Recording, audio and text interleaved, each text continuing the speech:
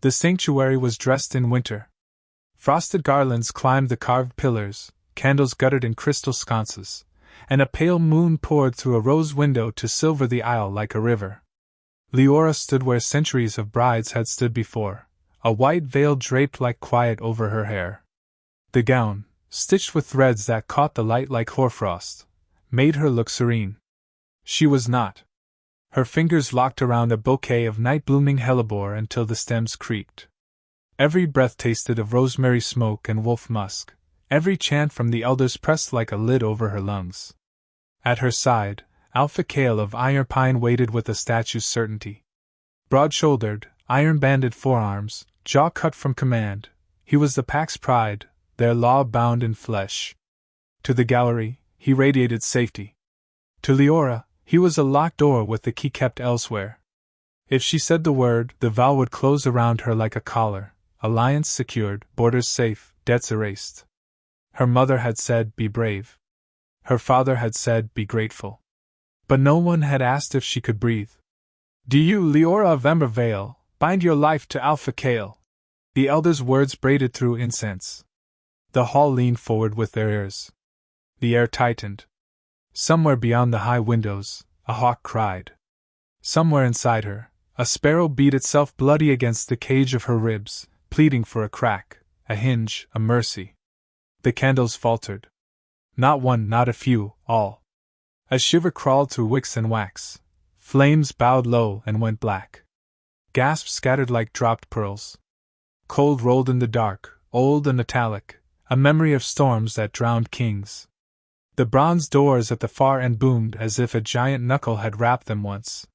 Then they swung, unlatched by no hand Liora could see, and the knight walked in. He was tall in the way cliff faces are tall. A sweep of dark coat, boots whispering the stones, hair black as raven wing, and eyes, Lord of Night save her, gold veined with ember red. He did not hurry. He did not ask. Power breathed from him like winter off a mountain, ancient and absolute. Wolves half shifted, claws singing from their beds, elders scrambled tinder to flame. None of it mattered. The stranger's gaze found Liora as if nothing else had ever existed and held. Kale stepped between them with a growl that rattled votive glass. "Vampire," he said, the word a blade. "You profane sacred ground." His fingers closed around Liora's wrist, just tight enough to say mine. Pain flared. Not from his strength, but from the old, familiar helplessness it summoned. The newcomer did not spare Kale a full glance. "Release her." He spoke softly, and the command threaded the dark like iron wire. The nearest wolves flinched. The elders swallowed prayers. Liora had never seen this man. Yet some treacherous part of her recognized the moment, as if a page she dreamed had been turned at last. It wasn't desire that struck first, it was oxygen. A clean, impossible breath. Kale's grip bit deeper. "By our laws she—" "Your laws," the vampire said, "are not hers." The gold in his eyes brightened, the ember vein glowed like a coal coaxed to life. He lifted a hand, palm open to Liora, not reaching, not dragging, inviting. The difference landed in her bones with the clarity of a bell. The hall cracked into clamor, benches scraped, armor rang, a woman sobbed, a pup howled. Liora's name tangled in the noise, and for once it didn't sound like a chain. "Liora!" Kale warned. "Obey." He had used that voice when instructing scouts, when dismissing rivals, when telling her that love was a luxury and peace a ledger. It scraped her raw now. The vampire's mouth softened, barely. "Walk," he told her. "If you wish it." The room held its breath with her. She had imagined 100 surrenders. She could not remember imagining a choice. Her foot moved. Kale yanked her back with a snarl. The vampire was no longer across the aisle. He was there, close enough for Liora to see the faint scar that cut his eyebrow, close enough to smell something like cedar smoke and winter rain. One pale hand wrapped Kale's throat as if it were a handle. The Alpha rose to his toes, fury strangled to a rasp. "Valen Nightborn!" Someone whispered, horror and awe braided into the name. The Nightborn line was a rumor told around fires, vampire alphas who ruled shadow courts under mountain roots, who made treaties that outlived empires. Valen set Cale down, hard, but living. His eyes returned to Liora as if returning to a compass point. Decide, he said. No one will decide for you again. Her heart jolted like hooves on ice. Decide, with the weight of pacts and parents and treaties piled high. Decide, with Cale's breath hot with fury beside her and a stranger's stormlight gaze burnishing her skin. She had been raised to carry trays, not torches, to memorize lines, not write them. Yet the room had narrowed to a doorway, and beyond it, air. She lifted her hand. Cale's snarl cracked the vault. Wolves spilled from the aisles like a black tide. Valen didn't lunge, the shadows did. They slid from under benches, climbed pillars like smoke, braided around Liora and the vampire in a mantle of night. Cold brushed her cheeks, incense disappeared. The sanctuary's noise snapped like a string and was gone. Grass received her feet. Trees stood like cathedral spires, moonlight lace caught in their needles. She leaned against Valen because the world tilted, because the dark tasted wild and clean and new. He steadied her with a gentleness that ached. Breathe, he said. The hall is behind us. The choice is not. Why me? Her voice tore its own skin on the way out.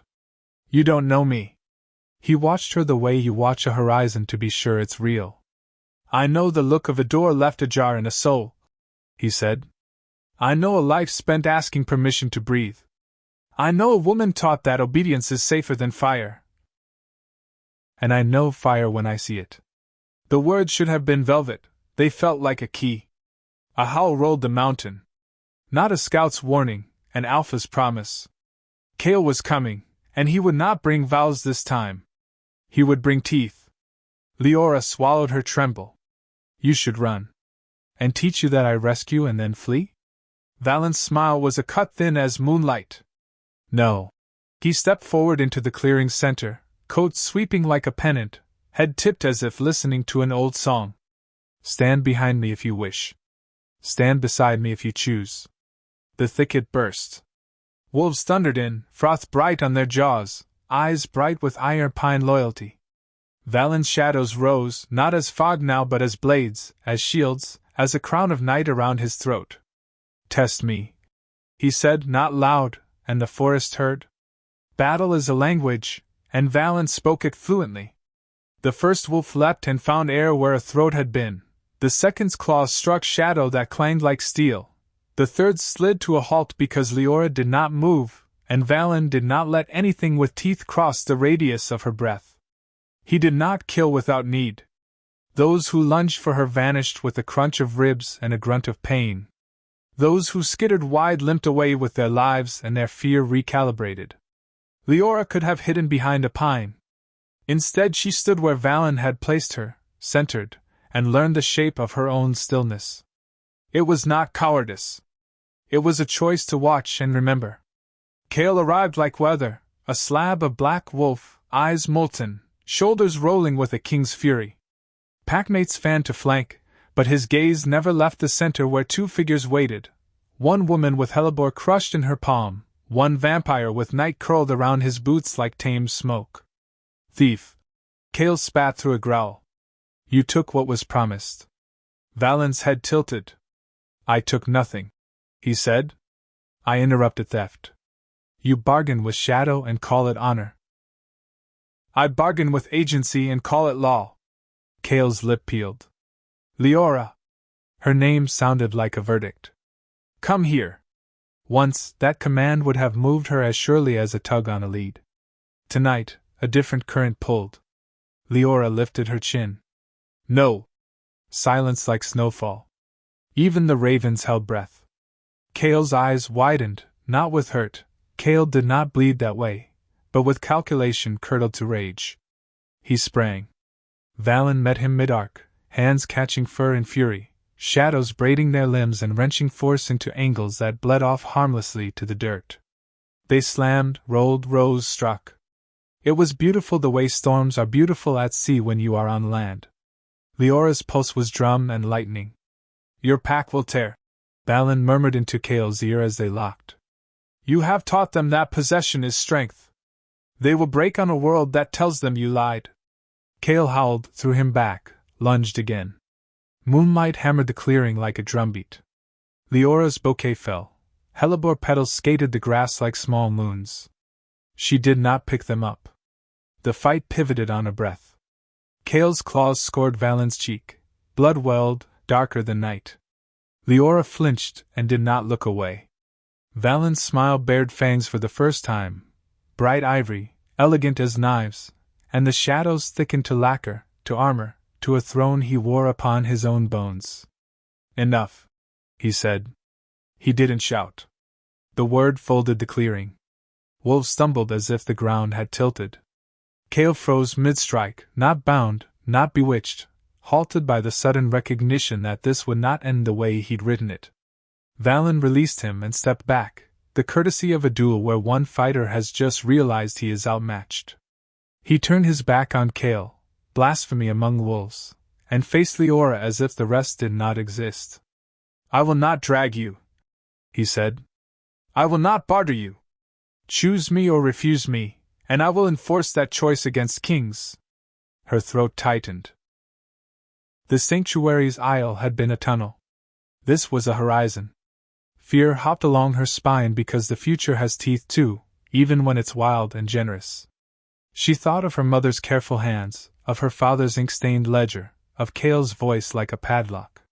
She thought of the way Valen had said walk if you wish. She stepped to stand at his side. Not behind. Not to be shielded, though she knew he would. Beside. A position with grammar. A sentence that ended with her own name. Cale's breath sawed. Something like respect flickered and died. So be it, he ground out, and the words left gouges. You make enemies you do not yet see, Nightborn. She is a ledger to many. Valen's eyes went bright as sunrise through smoke. Then let them learn to keep accounts with women who hold their own pens. He took Leora's hand as one accepts a seal, not a possession. The night unspooled. They were gone. Valen's stronghold was not a castle carved to intimidate. It was a cathedral grown from mountain. Hallways arched like roots and ribcages. Lamplight pooled honeygold on stone. The air smelled of vellum and pine and snowmelt. Courtiers lifted their chins to watch as the night-born Alpha returned with a woman at his side. Liora felt their curiosity like snowflakes, cool, pricking, melting on heat she hadn't known she carried. A woman with silver braids and a scar like a comet smiled without showing teeth. Welcome, lady, she said. I am Murray Stewart. Her voice held weathered warmth. You'll find no collars here. Keys, perhaps. But they fit your own doors. Leora's laugh startled out of her like a bird leaving a hedge. Valen didn't speak, only watched the sound bloom and looked, for an instant, unguarded. Later, on a terrace carved into the cliff face, he set a cup of mulled wine into Leora's cold hands. The forest rolled dark to the horizon, and stars scattered like spilled salt. I am not gentle by nature, he said, a confession in the quiet. But I will be careful with you. I don't need careful, she answered, then, softer, honest. I want it.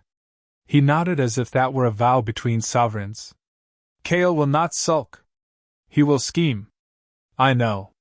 The hellebore stains had faded from her palm. The ache of Cale's grip had not. He will say I was stolen. He will say I broke faith. Did you? She stared at the stars until they blurred. I kept faith with everyone but myself. Perhaps it is time to change whose oaths I guard. Valen's smile was small and devastating. Good, he said. Then we can begin. Beginning looked like lessons that were not permissions. Murray placed blades in Leora's hands and taught her where to cut so a man stopped without dying. A scholar with ink on his sleeve taught her the old treaties and where to thread new language through old knots. A young vampire with a shy stammer took her to the forges to watch shadowsmiths draw night into shapes that held like metal. They answer intent, he said. Not command. Liora pressed her palm to a ribbon of dark and felt it learn her heartbeat. At dusk, Valen walked the ramparts with her. He did not tell her what to think, he asked what she saw.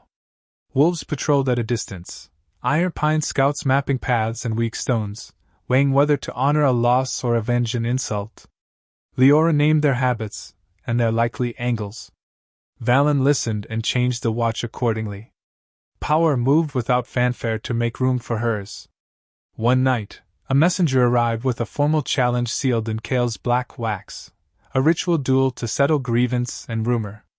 "He demands a reckoning," Murray said, passing the letter that smelled of pine tar and pride. "Accepting invites teeth.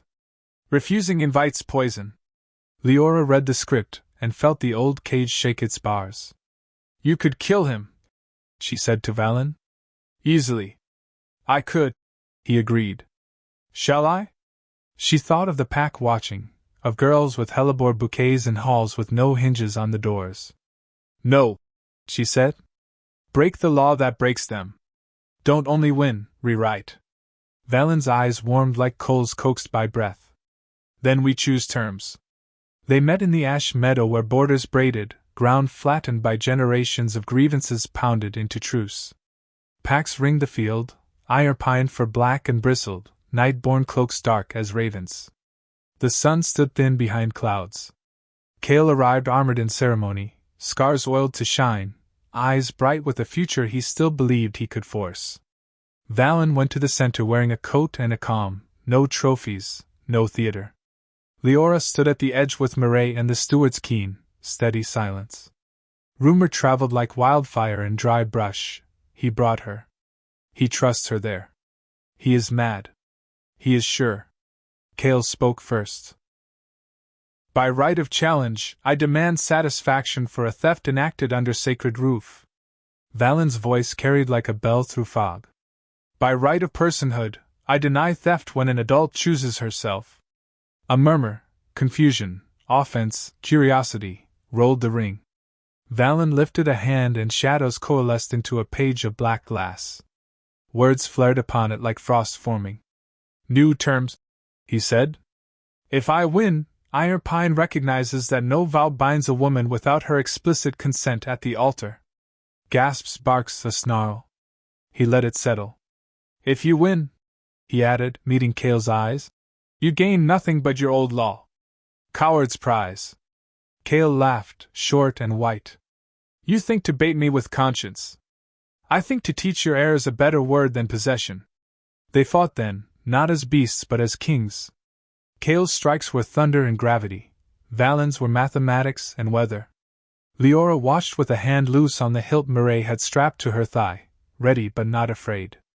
Every time Kale feinted toward the ring's edge where lesser wolves snarled, Valen turned him back to center, as if insisting the story stay where all could see it.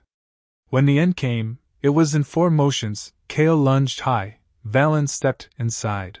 Shadows braided Kale's ankles, the wolf crashed to his knees. Valen's hand hovered at his throat and did not touch. "Yield," he said, plain as bread. Kale panted, hatred and comprehension warring. Around them, eyes widened, ears tipped forward, lungs held. He swallowed.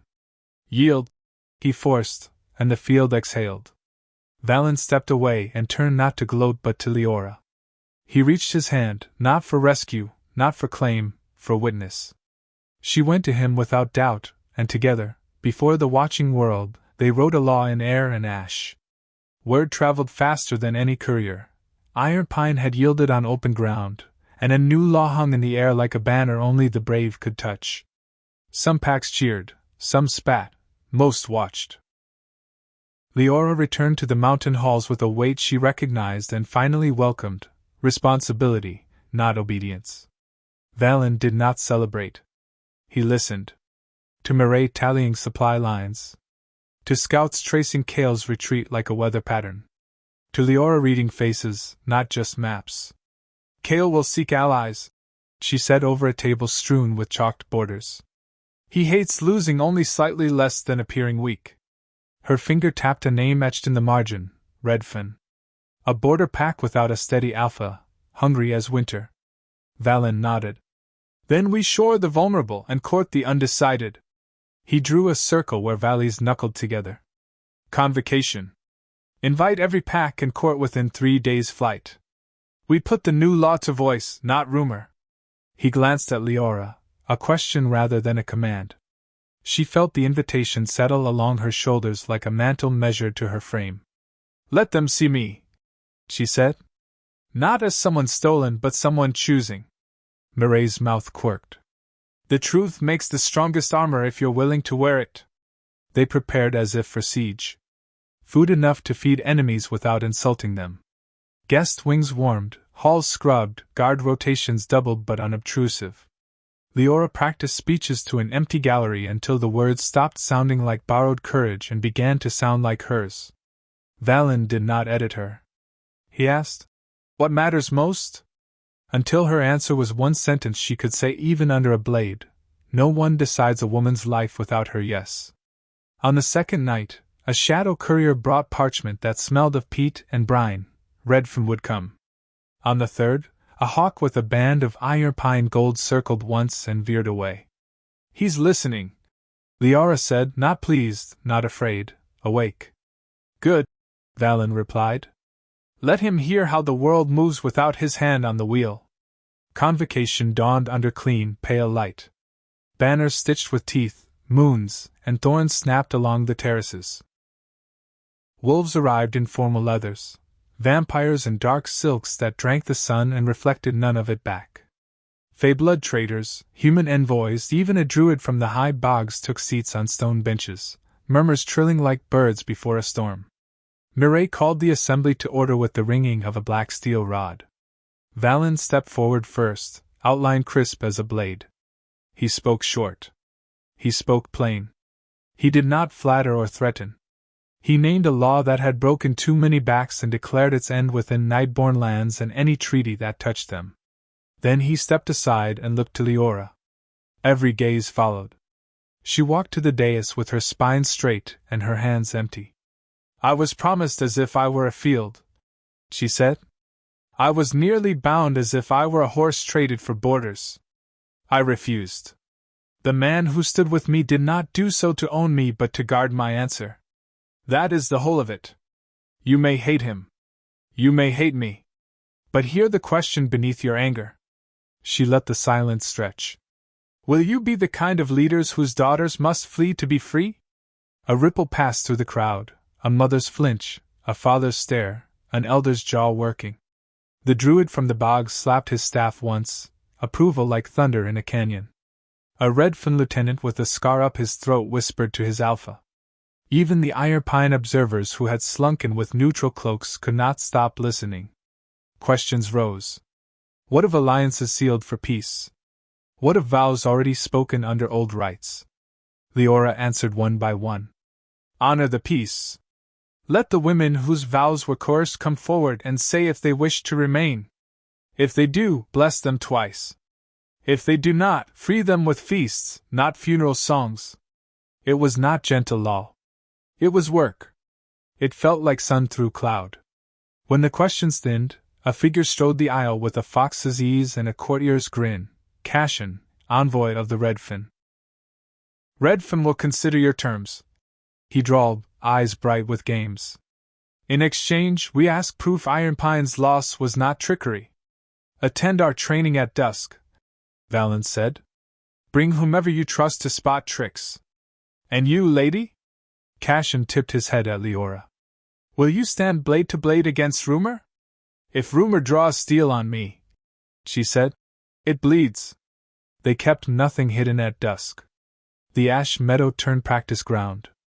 Nightborn blades met Redfin axes, not to maim but to measure.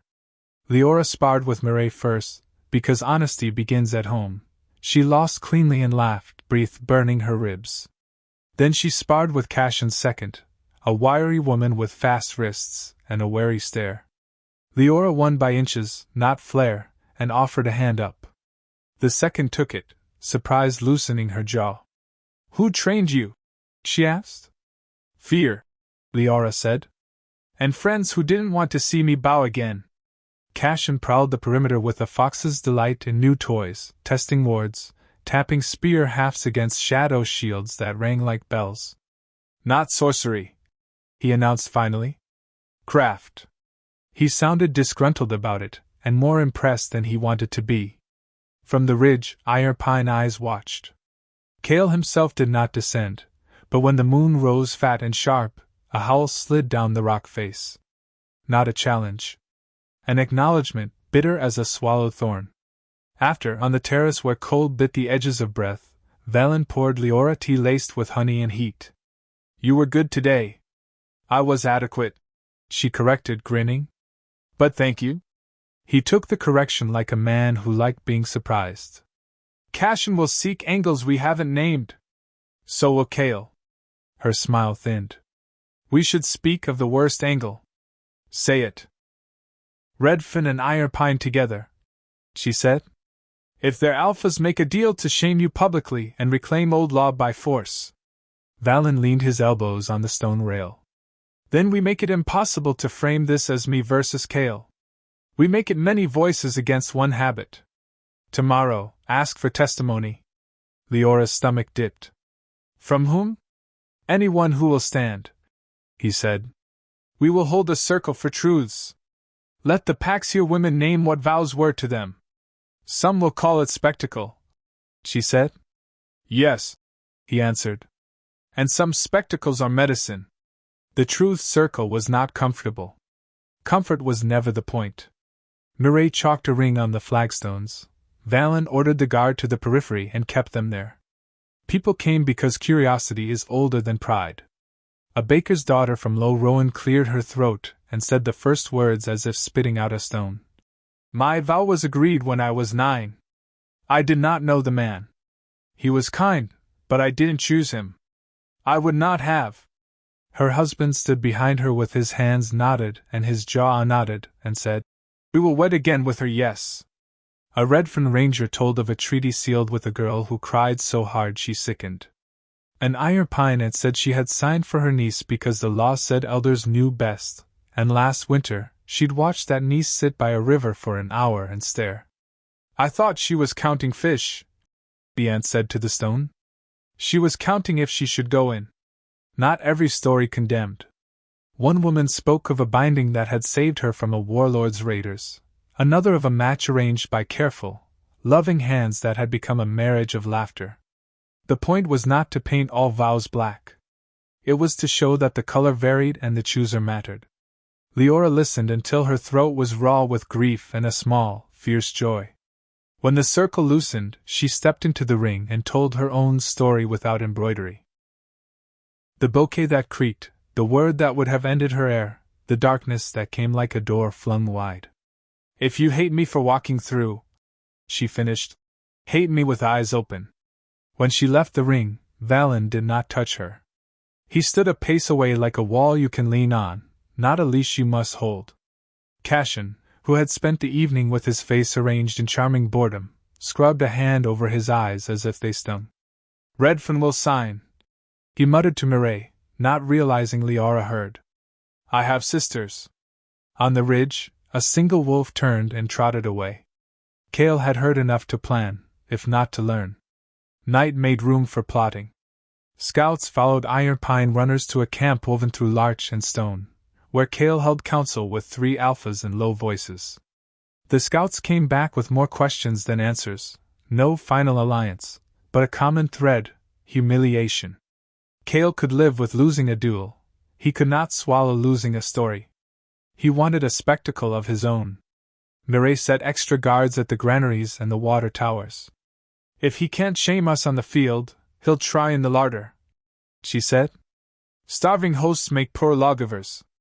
Liora, sleepless, walked the lowest corridors where roots drank from springs and shadowsmiths kept their forges. She found a boy there, 12 perhaps, with hair like candle soot and hands stained blue-black. He startled. Lady, sorry, wasn't stealing. I didn't think you were. She crouched to his eye level. What's your name? Ro. He scuffed a boot. I keep the quenches full. Master says water's a weapon if you think about it right. Master is wise. Liora looked at the vats where shadows hissed when hot iron met cold. Vapor coiled and then, strangely, followed the line of her breath. Ro's eyes went round. You did that. I did nothing, she said, but the vapor answered when she lifted a palm, a silvery thread drawn by, What? Will? Neeb? Ro grinned with missing teeth. Lady, you're a call, he whispered. Shadow listens when you speak inside. She tried again, carefully, thinking not of command but of shape, and the mist gathered like ribbon. It felt like pulling a blanket up to your chin in winter, effort and comfort both. She laughed, surprised. Not power, craft. A thing that wanted partnership. Valen found her like that, palms damp, smile unguarded. He did not look startled. He looked satisfied. I wondered when they'd answer you. You knew? I hoped, he said. Shadow learns its keepers. You wear choice like a frequency. Of course it listens. She sobered. Will it make Kale's spectacle easier to fight? It will make your spectacle impossible to deny, he said. But let's not hand him the stage. Let's take it. They baited the trap with generosity. The final night of convocation, Valen threw open the great hall for a feast. Long tables groaned under boar and barley, berry tarts, casks of winter wine. Minstrels tuned, a chorus of apprentices rehearsed the old songs whose choruses everyone knows even when no one admits it. It looked like celebration. It was a watch. Murray's warders drifted like ordinary guests, laughing, eating, always near stairs and doors. Cashin's fox-sly lieutenants took corners that gave them sightlines. Liora wore a simple gown and a band of shadow at her wrist that looked like onyx and moved like breath. If you see smoke where there should be none, Ro had told her solemnly, pull hard with your thinking. Kale did not come. His emissary did, a polished beta named Rusk who smiled with all his teeth and no warmth. Ironpine regrets, he said to Valen with a bow a hair too deep. We send our thanks for your hospitality. He left a gift, a carved box bound in birch bark, smelling faintly of spruce gum. Valen did not open it. Later, he said, expression bland as snow. They did not need the box to tell them when the strike fell. Heat licked the undercroft without a torch in sight. Smoke slithered under a door that should have breathed only damp earth. Ro came pelting up the service stair, hair wild, voice cracking. Water's boiling in the wrong places. Liora didn't think. She pulled. Shadow poured like silk through the floor stones, down the artery corridors to the granaries and the cisterns. Heat slammed her mind thick, choking, but the ribbons of night took her shape and ran where she pointed, meeting flame with cold that held, not shattered. She felt the fire as if in her own lungs and focused until spots danced. Valen's orders clipped the air. Evacuate lower halls. Murray east vent. Cashin with me. They went not toward the stairs but toward the walls, because if Kale wanted spectacle, he would paint it on the outside of the mountain where witnesses could see. Liora staggered and caught herself on the rail. Go, Valen told her, eyes swift over her face, calculation warming to concern. I have the outside. Keep our belly from burning. I can do both, she said, and for once it wasn't pride. It was knowledge. She split the pull, one hand on shadow running through stone, one mind on the terrace where night could gather and harden into shields. It hurt the way a new muscle hurts when you finally use it properly. It felt right. Kale had chosen spectacle and aimed for the granaries, but he wasn't stupid. A second squad unrolled those skins at the base of the east wall and set them alight with arrow fire, a hungry, showy blaze that licked up dressed stone and roared white for witnesses. Cashin's lieutenants took the first wave with sand and wit. Valen walked into the fire, and it bent around him like a river split by a rock. He didn't douse it, he carved it a new path, away from timber, around the curve where stone ran bare. When the attackers pressed, shadows rose like black glass between them and the wall, thin as truth and twice as hard. Above, Liora felt the shield form through her wristband and fed it. Ro's voice rose from the undercroft, ecstatic and terrified. It's holding! Lady, it's listening! Murray's warders caught 2 saboteurs with Ironpine sigils sewn into their tunics, and a third with red-fin colors badly dyed to look Ironpine, an insult meant to seed war. They cuffed the lot and dragged them to the terrace where witnesses drank and watched courage and fire. Rusk, the emissary, maintained his perfect smile until he didn't. When the box at his feet ticked the wrong way, Cashin plucked it up with 2 fingers and tossed it to a warder with a bucket and a talent for smothering. The blaze fell back, starved of gossip more than air. Spectacle fizzled when nobody screamed. At dawn, ash filmed the terrace like snowfall that forgot to be pretty. Valen stood where the worst had flared, coat singed, hair damp, eyes bright with the kind of anger that comes after adrenaline and does not burn but chisels. Liora climbed to him with Ro at her heels, soot ghosting her face where tears had cut tracks without her permission. He looked at her hand before he looked at her mouth, saw the shadow ring pulsing slow as a heartbeat, and exhaled, something like pride, something like relief. Your law held, Cashin said, voice hoarse, swagger restored. And your stores? Kale is done with veils, Beret said, wiping her blade on a cloth that used to be white. He'll come himself next time. Good, Valen said. I prefer honest weather. Liora leaned on the rail and stared east where Ironpine's ridge sawed the sky. Let's make the next spectacle ours. They made invitations sharp as summonses. Not to another feast, no one would trust wine for a week, but to a reckoning at high noon. Ironpine attempted sabotage, Mireille announced in the hall as messengers took wing and paw. We have their men. We will not put them to the question in cellars. We will ask them under the sun. The courtyard filled with faces, some hungry for justice, some for drama. The captives knelt in the dust, wrists bound, defiance thinning into the haggard truth of men who had run out of reasons. Russ tried to stand taller than his spine allowed. Valen let silence stretch until it became a shape that could hold what came next. Who ordered you? He asked. Orders? Rusk scoffed too fast. We are hostages to night-born tyranny. We came to return a bride stolen. Who tied the oilskins? Liora said, voice calm as a blade laid flat. And who told you to dye red from cloth? She nodded at Cashin, who stared at the false dye with a predator's smile that shows lots of teeth and no warmth. Rusk's throat moved. A younger saboteur broke first. He wept, ugly, relieved, furious with himself and too exhausted to keep lies straight. Beta Rusk, he choked. Beta said to make it look like Redfin. Said Kale needed proof Nightborn law fractured the borders. Said, he clamped his jaw, but the shape of the rest was clear. Say anything for the story you want. Valen did not gloat. He looked up to the ridge where he knew eyes watched. Kale, he said to the horizon, voice carrying. You made this small. Come make it honest. Wind answered for a long moment.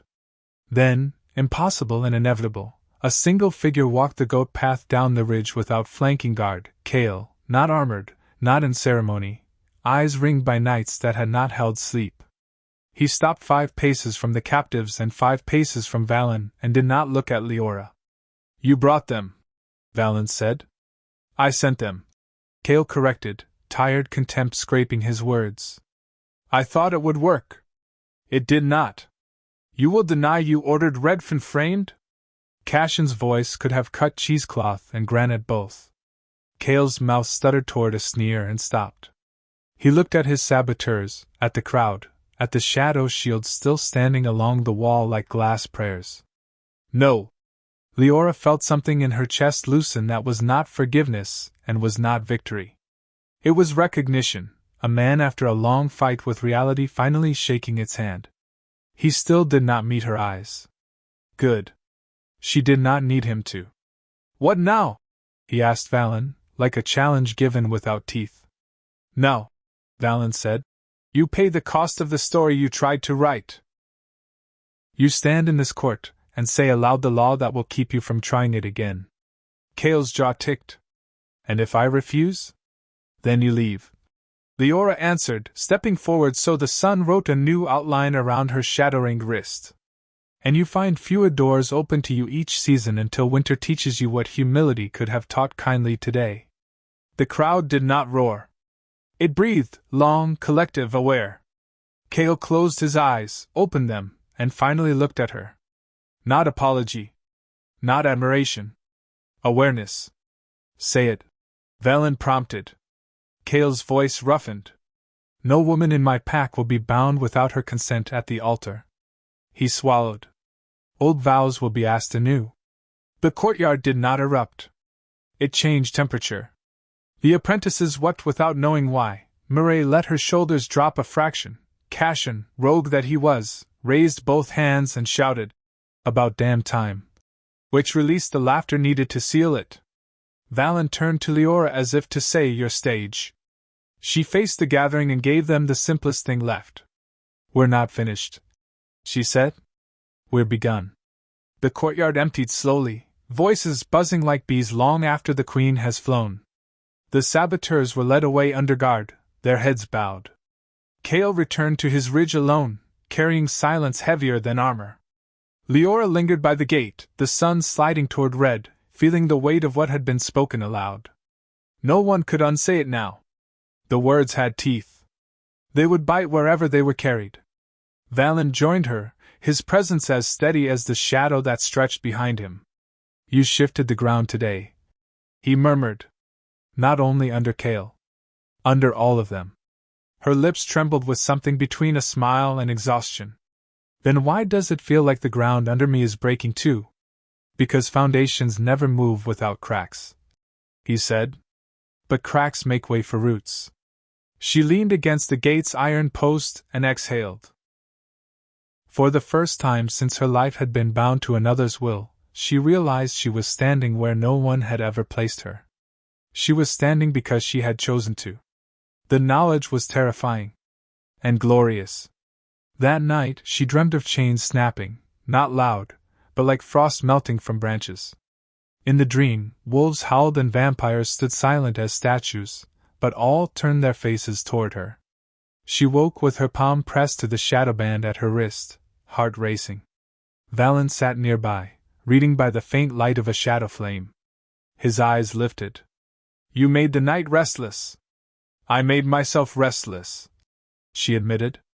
"I keep waiting to feel guilty. For Kale. For my family. For what was lost. And it doesn't come." She met his gaze, daring him to condemn her. Instead, he closed the book. "Guilt is what they taught you to wear. But you've changed garments, Liora. What you feel now is hunger." She swallowed hard. "For what?" "For a life no one else writes." His hand hovered near hers, not quite touching. "And for the strength to keep it." At dawn, the fortress stirred with new rhythms. Couriers departed carrying the law into valleys and mountains. Redfin messengers rode north, carrying Cashin's sly but earnest endorsement. Ironpine was quiet, too quiet, its ridge a black line of patience. Murray muttered about storms that wait until farmers put seed in the ground before breaking the sky. Liora walked the training yard with Ro at her side. The boy explained shadow smithing with the pride of a scribe reciting scripture. "See, it's not just about control," he told her, hands sketching the air. "It's about asking. Shadow listens best when you don't order it." She tried again, letting go of command and shaping instead an image of protection, of a circle unbroken. To her surprise, the darkness flowed, curving into a faint dome above her head. Ro whooped. "See? It likes you." Liora smiled, though her chest ached with the thought of Kale's wolves testing that shield. "Then I hope it likes me enough to stand when the storm comes." The storm came sooner than anyone expected. At dusk, a horn sounded from the outer watch. Scouts tumbled into the hall with dust and terror clinging to them. "Ironpine moves," one panted. "Not Kale alone. His entire pack. Armored, marching fast. He means to end this tonight." Valen rose with the calm of an old tide. "Then tonight decides more than a quarrel," he said. "It decides what world our children will inherit." Murray barked orders. Cashin swore colorfully and drew his sword anyway. His fox grinned sharp with delight at the thought of battle. Rose scrambled to fetch buckets and tools, muttering about water and shadow. And Liora stood in the center of it all, her heartbeat loud, her fear real, but beneath it pulsed something older. Not resignation. Not obedience. A pulse that whispered, "Choice has teeth too." She closed her hand over the shadow band at her wrist. If Kale wants a spectacle, she said quietly, let us give him one he'll never forget. Night gathered like an army. Torches flared along the lower switchbacks where Ironpine advanced in disciplined files, shields lacquered black, helms crowned with wolf-crest iron, banners cracking like frozen cloth. Drums spoke the old grammar of war.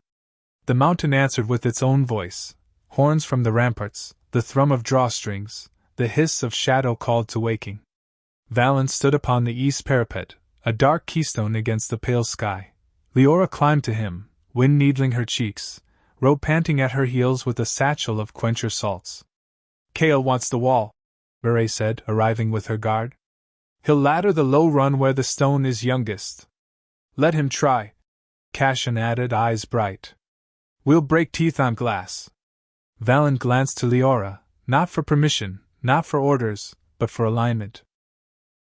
We meet him where the wall invites him, he said. But the spectacle, we make it truth.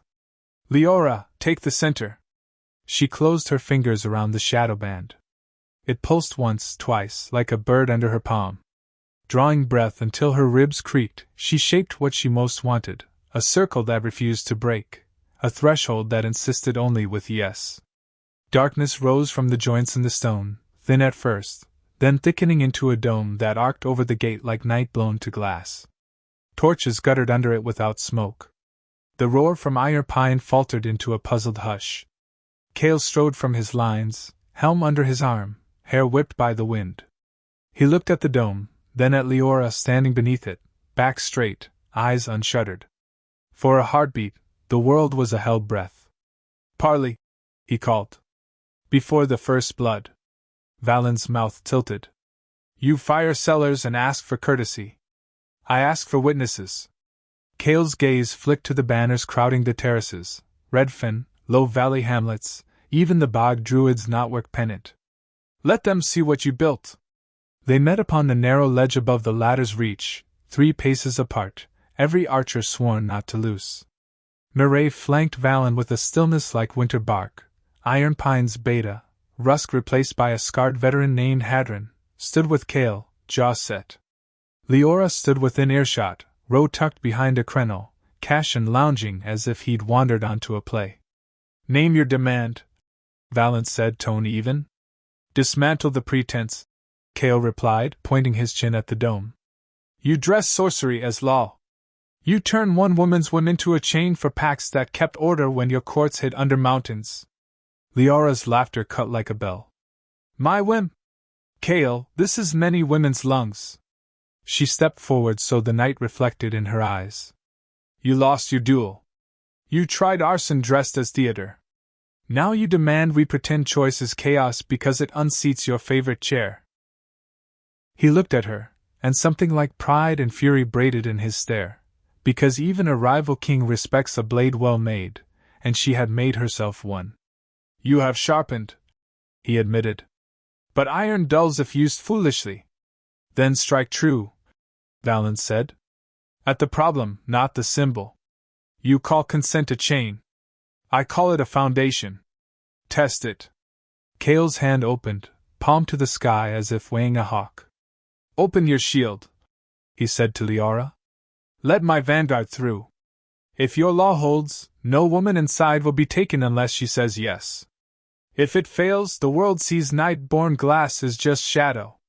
Murray hissed. A trick. An experiment. Cashin murmured, intrigued despite himself. Liora felt the proposal like cold water under the tongue.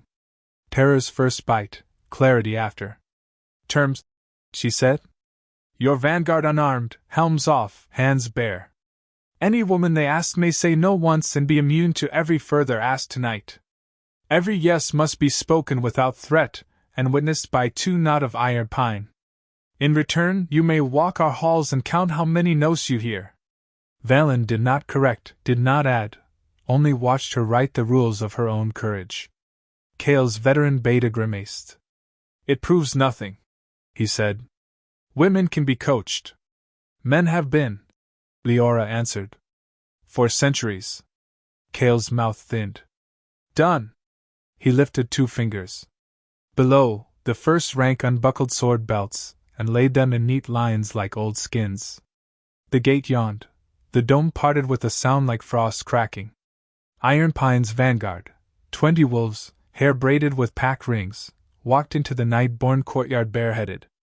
The crowd drew back in a hush that made the wind loud. Liora stood on the steps with Mireille and the steward's ledger, ready to record, to witness, to anchor this to more than rumor.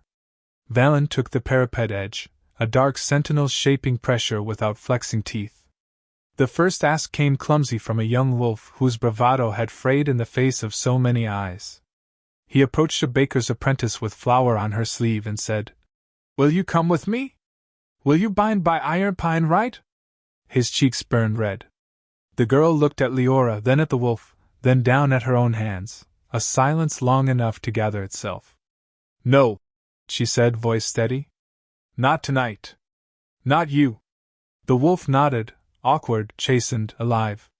The second ask came mean, from a man who spoke pretty words, pet to a stable hand with grease in her braid. She laughed in his face, and when he reached as if to reclaim pride with fingers, 3 night-born guards stepped between, and 2 of Kale's own pulled him back by the collar with a glare that said we agreed. And then a surprise. A red-fin widow with lines around her mouth like rivers stepped to an Ironpine veteran and said, "I have watched you on the ridge for 3 nights and thought, there goes a man who carries his losses without kicking them into someone smaller." The veteran blinked, unsettled by gentleness. "If you asked me as one who can say no," she said, smiling, "I might say yes."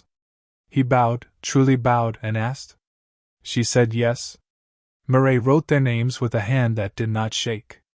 Kale's face did not soften, but Hadron's did, just enough to admit that truth wore more than one color. By the time the hour bell tolled, 16 no's had been spoken like doors closing kindly, 3 yeses written under watchful eyes, and 1 Ironpine pup had wept when a girl younger than Liora had been the night of almost vows told him, sweet and unafraid, "Ask me again in 2 summers when I have my own shop." They ended the experiment with the closing of the dome, not as a wall slammed but as a curtain drawn on a lesson. The vanguard filed out to murmurs that tasted like bread, not ash. On the parapet, Kale's jaw worked as if on a tough root. "You counted," Valen said.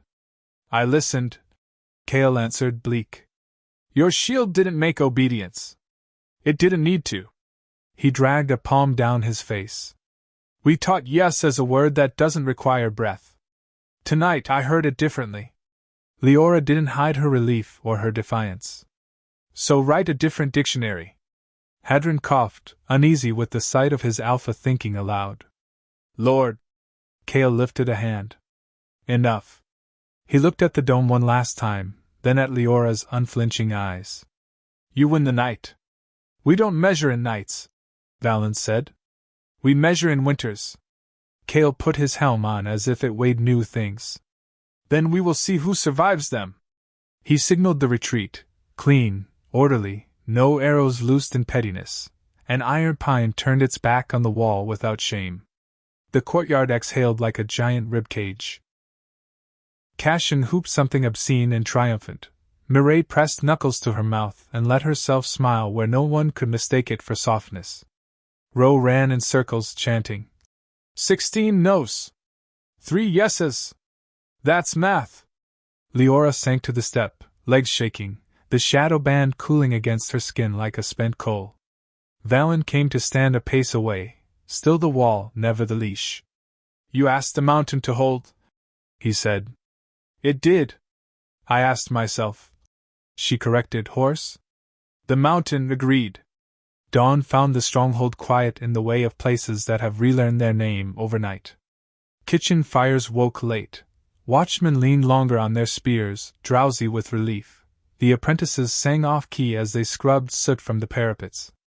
Liora walked the empty great hall with barefoot grace, fingers skimming the backs of benches as if they were the spines of old friends. Her body ached the good ache of used courage. Her mind felt open to draft and light. She found Valen in the library, sleeves rolled, a map unrolled between book towers. He was noting supply routes and winter stores, not gaudy with victory but patient with the work that makes victory endure. He looked up when she entered. Warmth reached his eyes before his smile reached his mouth. Cashin's riders take proclamation copies to the valley courts at noon, he said. Mireille drafts language for the border steads. An Ironpine? We'll watch, Liora said. And steal our best lines. She stepped to the map's edge. Let them. It means the law is working.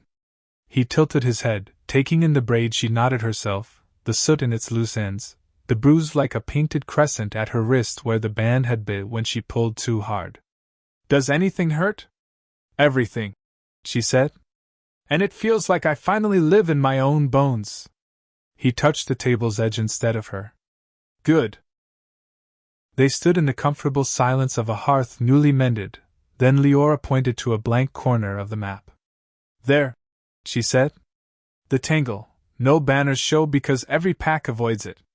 1,000 strays and half-packs, girls sold and bought with no elder to hear them. If the law lives, it must live there.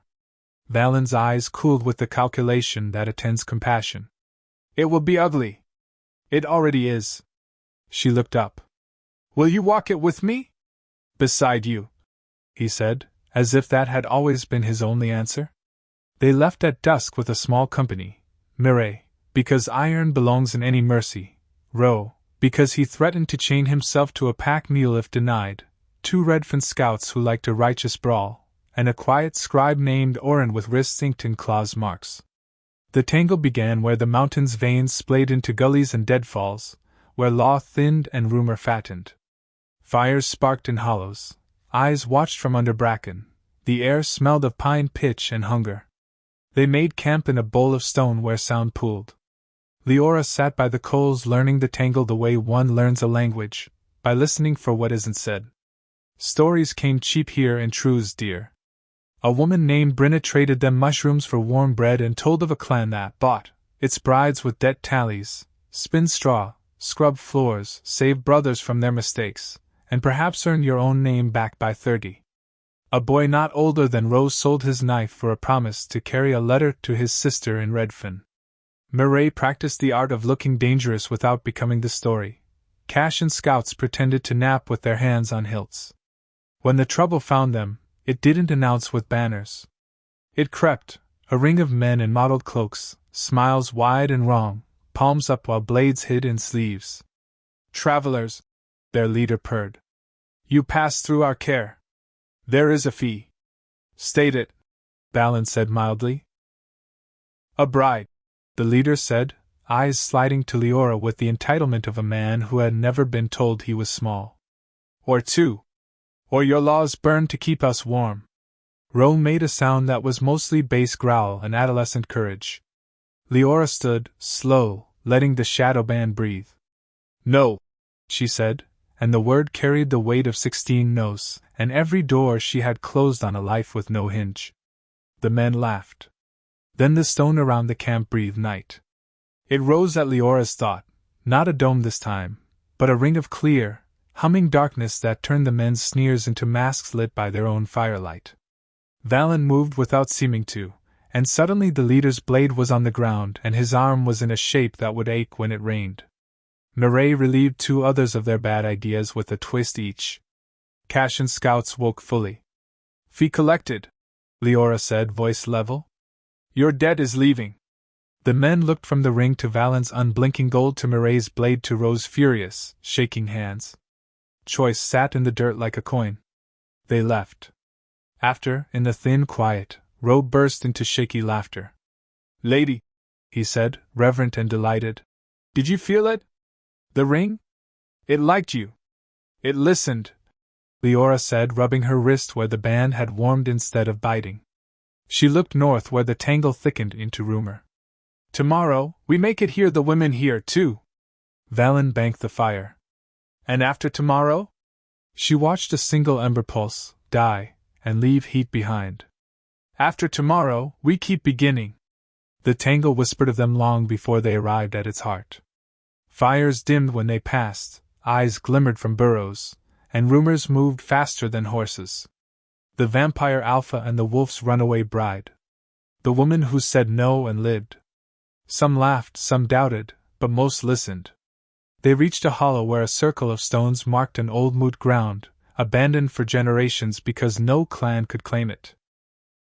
Here the strays gathered, women with scars half healed, children with no surnames, men too tired to fight for titles. Suspicion sharpened every stare. Liora stepped forward alone. No guard, no shadow wall, no Valen at her shoulder. Her voice was steady. I came promised as a gift, traded like grain. I walked away. Not because I was strong, because someone finally said my choice mattered. Now I'm saying yours does too.